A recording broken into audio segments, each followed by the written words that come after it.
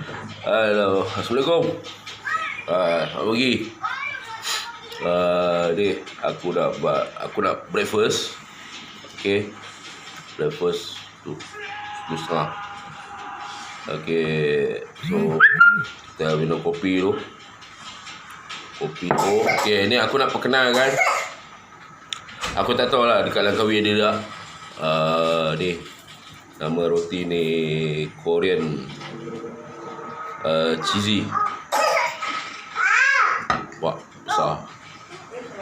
Ni Chef Carol. Chef Carol daripada dulu dia kerja kat Tanjuru. Okey, sekarang dia buat sendiri. Dia duduk kat Bayas, Langkawi. Okey. So ni tadi very heavy tau. Berat. Okey. Dia ada butter, garlic butter. Okey, lepas tu dia ada herbs. Lepas tu dia ada cheese. Nampak tak? Cheese cream dia. Nampak cheese. So, aku nak review dia punya food, dia punya rasa dia punya. Ada parsley kat situ. Nampak? Ada parsley, ada butter, ada okay, kita ambil spoon. Dulu aku tengok kat YouTube tau. Korea buat. Sekarang ni ada kat depan mata. Orang Melayu kita buat sendiri. So aku kena support. Sebab aku food review tour by Chef Wan dan Familia. Okay. So ini cheese dia baru baik. Nampak tak? Nampak? Cream cheese lah. Bismillahirrahmanirrahim.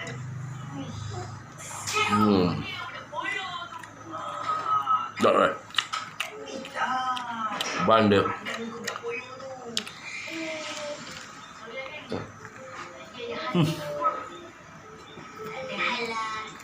Stop. Dia punya garlic butter dia. Garlic butter.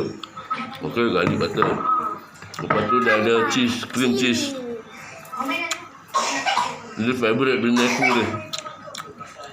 Semalam dia dah order 2-3 biji lah. Hari ni order lagi. So kalau korang rasa nak makan macam aku makan, aku akan tag dia punya WhatsApp link Chef Carol Anak. Okay. Dia memang baker top lah. Top. Okay. Aku tak bohong, baik. Aku tak bohong. Memang sedap. Sebab anak aku gebut lah.